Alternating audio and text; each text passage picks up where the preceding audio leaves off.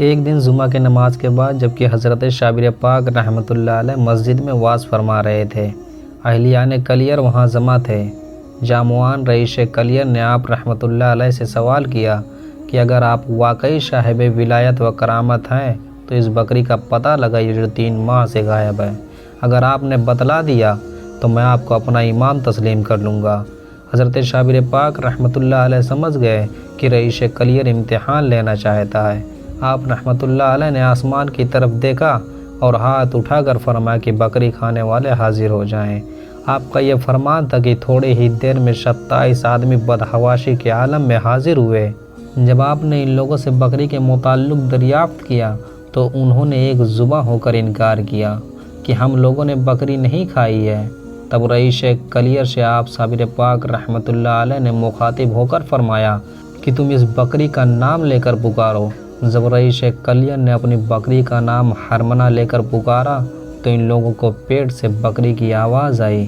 بکری نے سارا ماجرا کہہ دیا، کہاں اس کو ذبح کیا گیا تھا اور کہاں کہاں اس کا گوشت بھون کر کھایا گیا تھا۔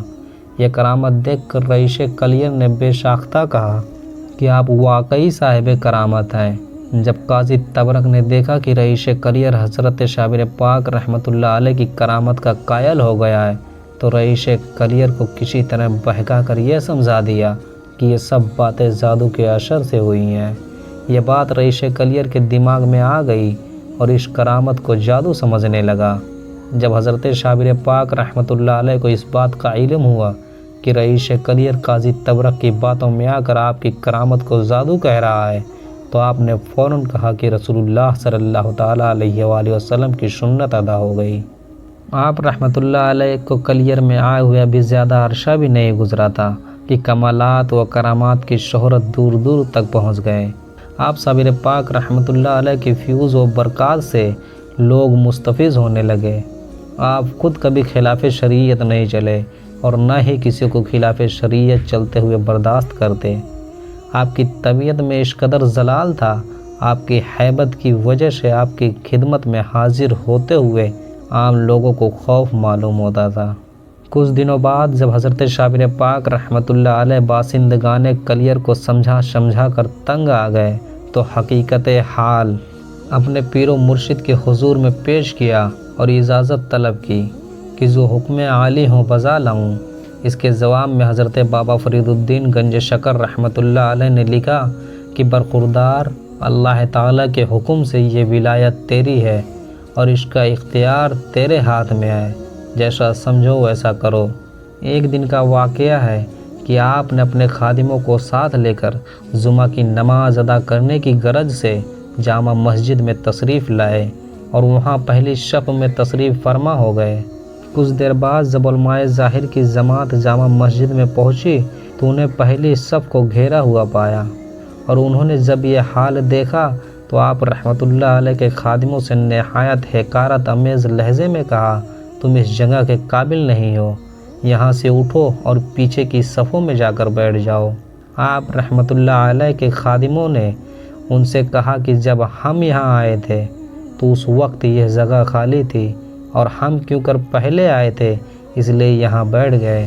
علماء ظاہر نے جب آپ کے خادموں کے منہ سے یہ جواب سنا تو غصے سے جل بھن گئے اور بولے کہ یہ جگہ صرف ہمارے بیٹھنے کے لیے مخصوص ہے، کوئی اور خواہ پہلے آئے یا بعد میں یہاں نہیں بیٹھ سکتا۔ غرض اس طرح بات بڑھتی چلی گئی اور مسجد میں شور شرابہ ہونے لگا۔ شور شرابہ ہونے کی آواز سن کر آپ جذب کی کیفیت سے باہر آئے اور فرمایا کہ اس جگہ کا صاحب ولایت کی پہلی صف میں بیٹھنے کے لائق ہے۔ علماء ظاہر نے یہ فاضلانہ سنا تو ان کے تن بدن میں آگ لگ گئی اور غضبناک ہو کر پوچھنے لگے، اگر تم صاحب ولایت ہو تو تمہاری ولایت کا کیا ثبوت ہے؟ اس پر آپ کو بھی جلال آ گیا اور آپ شابر پاک رحمۃ اللہ علیہ نے فرمایا کہ میری ولایت کا ثبوت یہ ہے کہ تم سب ابھی مر جاؤ گے اور اہل شہر میں سے کوئی بھی زندہ نہیں بچ سکے گا اور طویل عرصے تک یہ شہر کبھی آباد نہیں ہو سکے گا۔ یہ کہہ کر آپ اپنے تمام خدام کے ہمراہ باہر تشریف لائے اور مسجد کو سجدہ کرنے کا حکم دیا۔ آپ کی زبان سے ان الفاظ کا نکلنا تھا کہ مسجد فوراً شہید ہو گئی اور تمام لوگ جو مسجد کے اندر موجود تھے سب کے سب دب کے مر گئے۔ مسمات گلزاری بھی یہ واقعہ سن کر فوراً اپنے گھر سے مسجد کی طرف آ گئی اور حضرت شابر پاک رحمۃ اللہ علیہ سے عرض کیا کہ حضور میرا لڑکا بہاؤالدین بھی اسی مسجد میں نماز پڑھنے آیا تھا۔ آپ رحمۃ اللہ علیہ نے فرمایا کہ آخری سیڑھی کے نیچے آ گیا تھا، جا کر نکال لیں۔ گلزاری نے کہا سیڑھی مجھ سے کیوں کر اٹھے گی؟ حضور نے حضرت علیم اللہ ابدال سے فرمایا کہ جا کر ہمارا نام لے کر لڑکے کو نکال لو۔ علیم اللہ ابدال آپ رحمۃ اللہ علیہ کے حکم کے مطابق سیڑھی کے پاس آئے اور بہاؤالدین کو نکال کر اس کی ماں مسمات گلزاری کے حوالے کر دیا۔ مسجد کے شہید ہوتے ہی باقی لوگوں میں خوف و ہراس پھیل گیا۔ آپ صابر پاک رحمۃ اللہ علیہ نے گلزاری اور اس کے لڑکے سے فرمایا جو میرے دست و عقیدت مند ہیں ان سے کہہ دو کہ فوراً ہی 12 کوس کے فاصلے پر چلے جائیں۔ جب عقیدت مند چلے گئے تب ایسے وبا پھیلی کہ بہت سے لوگ اس کے شکار ہو گئے، ایک بھی متنفس نہیں بچ سکا۔ اس وقت جب آپ کی قہر آلود نظر زمین پر پڑتی تو کلیر شریف کے چاروں طرف 10 کوس سے زیادہ راقبے میں انسان، مویشی، درخت اور کھیتیاں وغیرہ سب کچھ جل کر خاک ہو گیا۔ جیسا کہ آپ جانتے ہیں آپ صابر پاک رحمۃ اللہ علیہ کے اندر شروع سے ہی زلالی کیفیت بہت تھی، مگر کلیر شریف کے بربادی کے بعد آپ رحمۃ اللہ علیہ کی یہ کیفیت انتہا کو پہنچ گئی۔ آپ کے زلال کا یہ عالم ہو گیا تھا کہ جس جگہ بھی آپ صابر پاک رحمۃ اللہ علیہ کی نگاہ پڑتی وہیں سے آگے کے شعلے بلند ہونے لگتے۔ آپ رحمۃ اللہ علیہ کے رعب و زلال کے ڈر سے کوئی بھی آدمی آپ کے پاس نہیں آتا تھا۔ کہا جاتا ہے کہ کلیر شریف کی بربادی کے بعد تقریباً 12 سال کی طویل مدت تک ایک گولر کے درخت کو پکڑے ہوئے استغراق کی حالت میں کھڑے رہے۔ نہ دن کو کھاتے تھے نہ رات کو سوتے تھے، بس دن رات کھڑے رہتے تھے۔ ان کے حالات کا یہ علم جب حضرت بابا فرید الدین گنج شکر رحمۃ اللہ علیہ کو ہوا تو انہیں بہت افسوس ہوا، تو انہوں نے اپنے مرید و خادموں سے فرمایا کہ جو بھی شابر کو بیٹھانے میں کامیاب ہو جائے گا جو چاہے گا وہی پائے گا۔ اس بات کو سن کر حضرت شمس الدین جو بابا فرید الدین گنج شکر رحمۃ اللہ علیہ کی خدمت میں تھے آپ کو بیٹھانے کا وعدہ کیا۔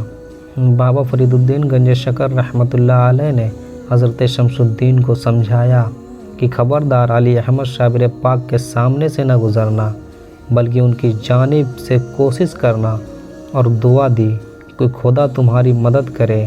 آپ علیم اللہ ابدال کی معرفت سے کلیر آئے۔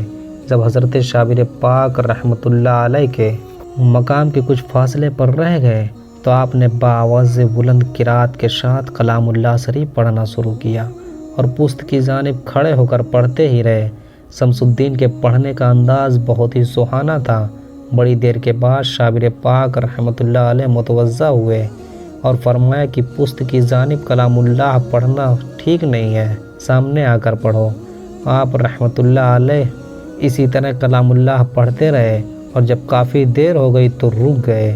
آپ صابر پاک رحمۃ اللہ علیہ نے فرمایا کہ رک کیوں گئے ہو اور پڑھو؟ تو شمس الدین نے عرض کیا کہ حضرت کھڑے کھڑے تھک گیا ہوں، اب کھڑے ہونے کی طاقت نہیں رہی۔ حضرت شابر پاک رحمۃ اللہ علیہ نے فرمایا کہ اچھا بیٹھ جاؤ۔ اس پر حضرت شمس الدین نے عرض کیا کہ حضرت یہ کیسے ممکن ہے کہ حضور کھڑے رہیں اور غلام بیٹھ جائے؟ جب دوبارہ آپ نے بیٹھنے کو کہا تو شمس الدین نے وہی جواب عرض کیا اور کہا کہ اگر حضور بیٹھ جائے تو بندہ بھی بیٹھ جائے۔ چنانچہ شابر پاک رحمۃ اللہ علیہ نے بیٹھنے کا ارادہ فرمایا، لیکن کس طرح سے بیٹھتے؟ ہاتھ پیر سل ہو گئے تھے۔